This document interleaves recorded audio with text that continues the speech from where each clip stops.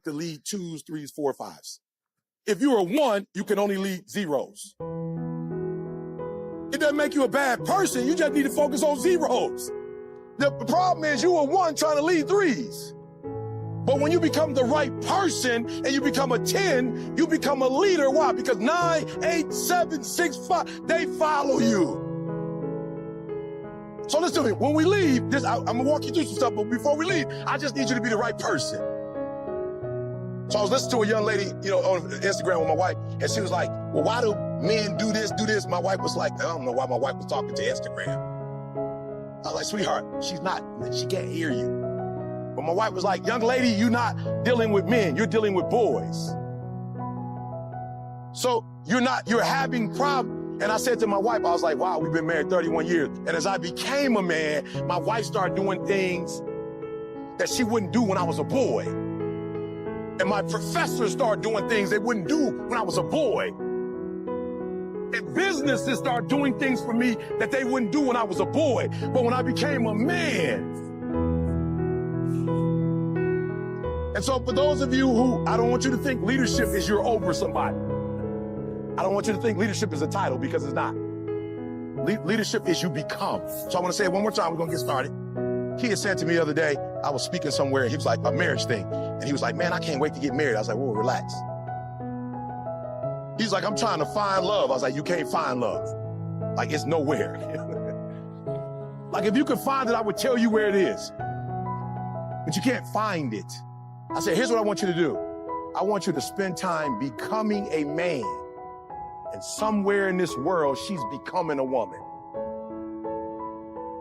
I don't know when it's going to happen, but somewhere you're going to be somewhere doing man stuff. And she's going to be in the same room doing woman stuff. And y'all go.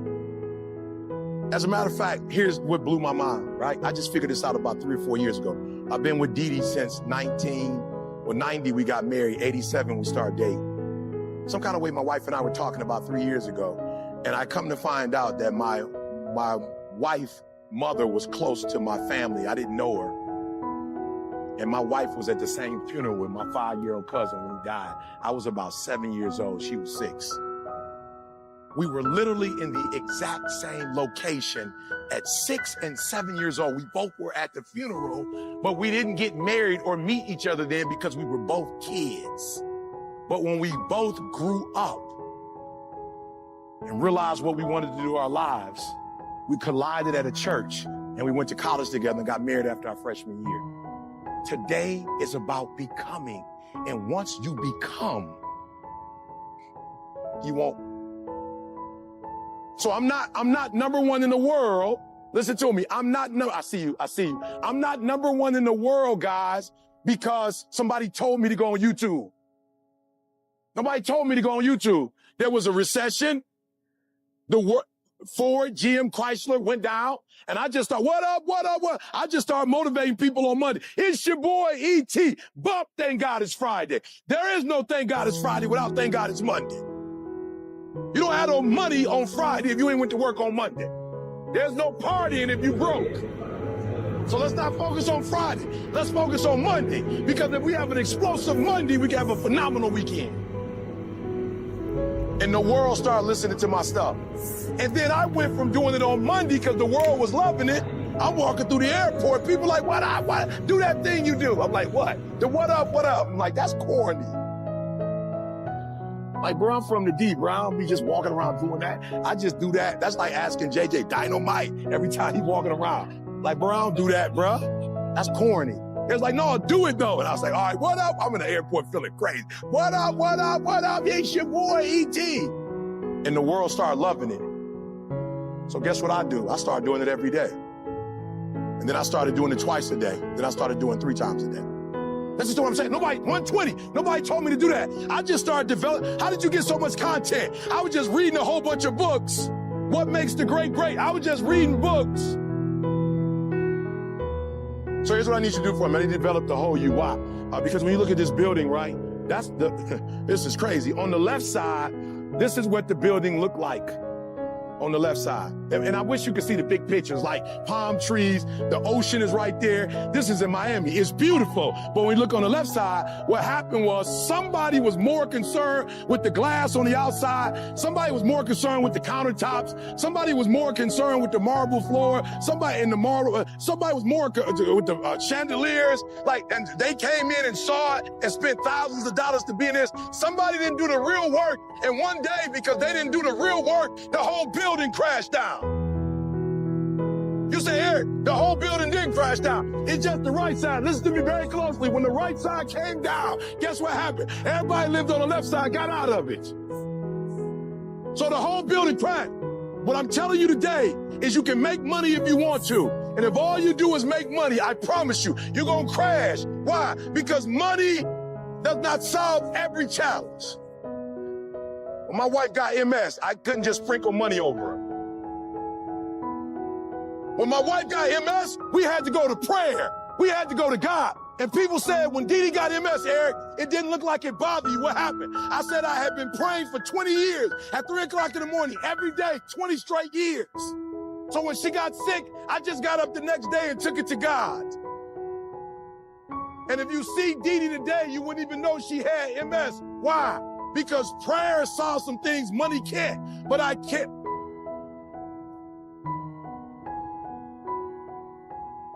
But listen to me very closely. I cannot go to the gas station and pray over my tank. Our Father, which art in heaven, hallowed be some gas. So I'm not saying one is better than the other one. I'm saying when we die, if there is a heaven, you can't take your money there. I'm saying health, right? Right, listen to me, what? Mass, if that's what it takes, I don't know. But I wake up every day and I'm worried about my immune system. I'm doing 30 minutes on the Peloton. I'm running a half hour, hour a day. Listen to me, I'm taking vitamin D, vitamin C. Are you hearing what I'm saying? I'm getting my cardio up. I'm trying to tell you, it ain't just one thing. You can't just do one thing. You have to be balanced all around. You can't just be obese and just take a shot. Don't listen to what I'm trying to tell you.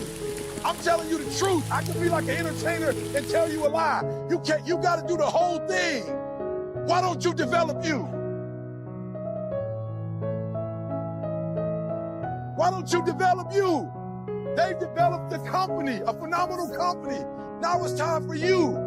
Listen to me very closely. I don't care how much money I give you. You're going to blow it if you're not financially developed.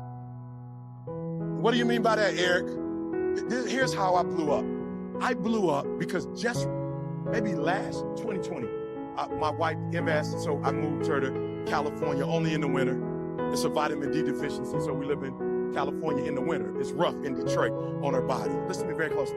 I live in listen to me, when people come to my house, they like, yo, you the number one. My boy Willie Moore Jr. just came. He was like, you E.T. And he walked in my house like, bro, you live in a 2,300 square foot home. I was like, actually, it's 2,278 square feet. Not quite 2-3. That's how I blew up. Because I never bought a house to impress people. I bought a house to take care of our needs. No, I'm not saying there's nothing wrong with a big house or a mansion. I'm not saying that. I'm just telling you, when I bought my house, I didn't buy for you. I bought for us. I didn't buy so you could come over and go, whoa. So when my boy left, he said, man, E, I've never seen that in my life. I was like, seen what? He was like, the peace that's in your house. That's whole. He didn't say nothing about the car. He didn't say nothing about the 2 paintings my wife had that she bought from Home Goods. He didn't notice the Home Goods. He didn't notice the artwork. Took her hours to find those pieces. He said, I never got that type of rest before. There's a spirit of one accord in your home. There's a spirit of peace in your house. So I need y'all to do me a huge favor. I need you to do me a favor. Don't hang your hat on one area of your life and think you're successful.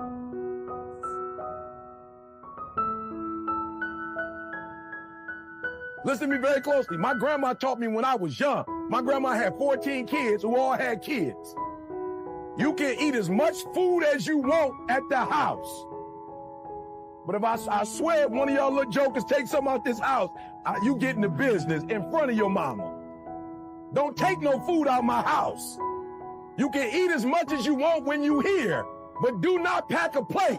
And most of y'all running with people who, when you fix food, they come to your house and take it to go plate. They don't bring nothing. They not trying to help you. All they in your life to do is take. And you wondering why your life messed up, because you with takers. You done made a whole spread, and they just coming in. They can't even say, they don't have the decency to say hi and thank you. God told me to tell you, your life gonna go to a whole nother level if you just get rid of folks from bringing in to-go containers. I wish they could catch it. I wish you could catch up to what I'm saying. You're not honoring your child. You're not honoring your beginnings. Everything I needed to learn to do what I'm doing right now, everything I needed to do to become the #1 motivational speaker in the world. I passed all those guys that don't look nothing like me. I passed those dudes, all of them who grew up in a two-parent background, all of them who had money. Yeah. I passed all of them. Why? Because of what I learned in the GED program. See, mama can't, there's certain things when you're privileged that mama can buy you, but you can't buy grit, and you can't buy grind, and you can't buy resilience, and you can't buy heart, and you can't buy that dog. I got this dog for being homeless. I got this dog from being homeless. I got this dog from teaching kids who was in the hood how to understand math when they didn't. I taught them boys how to read, and I had to do it over and over and go home and do it over and over and over and over. And I did it for 3 or 4 years and I didn't make no money. So when I'm getting paid now, I got that dog. I'm getting paid now because the homelessness didn't break me. Trash cans didn't break me. And the reason why people love me today is not because I'm a great speaker, but they all say how humble I am. I ain't humble. I was broken. I ain't humble. I got broke.